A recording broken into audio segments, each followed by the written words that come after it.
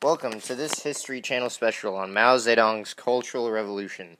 This revolution, lasting from 1966 to 1976, was also known as the Great Proletariat Revolution.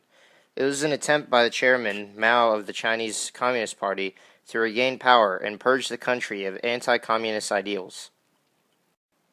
Mao was born on the 26th of December in 1893 in the village of Shaoshan, Hunan Province, to the son of a poor peasant who had risen to become an affluent farmer and grain dealer. As a child, Mao attended his village's primary school, where he acquired a basic knowledge of the Confucian classics.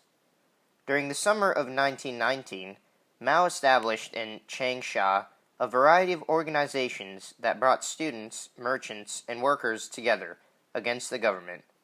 His work led him to a belief that Marxism could be the basis of a future revolution. This determined the future course of his life. In 1966, Mao, with the support of his wife, launched the Great Proletariat Cultural Revolution. The result was a disaster, as he destroyed the party and state, paralyzed education, and left the economy almost in shambles. Recovery came slowly, as Mao withdrew from active participation in the government.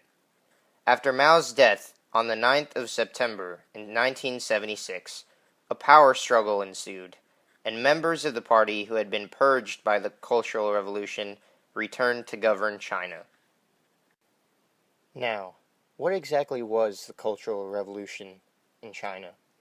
Well, Mao Zedong, the chairman of the Communist Party at the time, stated that the goal was to enforce communism in the country by removing capitalist, traditional, and cultural elements from Chinese society, and to impose Maoist orthodoxy within the party. The revolution marked the return of Mao Zedong to a position of power after the failed Great Leap Forward. The revolution was launched officially in the May of 1966. Mao alleged that bourgeoisie elements were infiltrating the government and society at large, aiming to restore capitalism. He insisted that these revisionists be removed through violent class struggle. China's youth responded to Mao's appeal by forming Red Guard troops around the country. The movement eventually spread into the military, urban workers, and the Communist Party leadership itself. It resulted in widespread factional struggles in all works of life.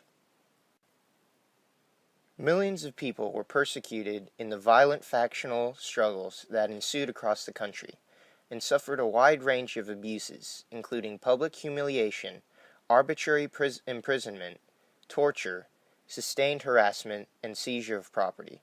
A large segment of the population was forcibly displaced, most notably the transfer of urban youth to rural regions during the Down to the Countryside movement. Historical relics and artifacts were also destroyed. Cultural and religious sites were also ransacked.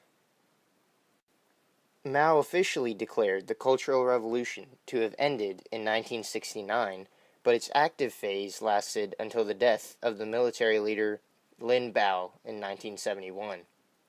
In June of 1981, the Central Committee announced the official verdict. The Cultural Revolution, which lasted from May 1966 to October 1976, was responsible for the most severe setback and the heaviest losses suffered by the party, the state, and the people since the founding of the People's Republic. After the death of Mao and the purge of the Gang of Four in 1966, the Cultural Revolution officially came to an end. While Mao's successor Hua Guofeng still supported many Maoist ideas, the reformist leader Deng Xiaoping pushed China towards a socialist market economy. With this economy, China was opened to the global market, foreign investments, and limited private competition between businesses, creating a mix of socialism and capitalism. Because of this, China is now one of the fastest growing economies in the world and is considered today to be a world power. China has the world's largest army, with over 2 million people currently in it, and it has the 5th largest nuclear arsenal in the world. China and North Korea retain relatively close diplomatic relations, but China remains against North Korea's nuclear arms program, Today, China has a large impact on the world. Its economy allows for foreign companies to open factories within it and make many products like clothing, furniture, and electronic items. It is the world's largest exporter of goods. However, this very rapid growth of its economy has caused extreme pollution in China.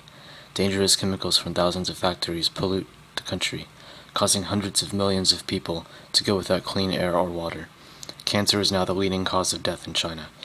The air pollution has spread outwards from China, and detectable levels of air pollution can now be found in surrounding Asian countries and even the Pacific Ocean, with some evidence suggesting that it is spreading to the Pacific coast of the United States. The Cultural Revolution, initially intended to strengthen Maoist communism, resulted in the creation of a new economy in China and its transformation into a world power with a large effect on the world today.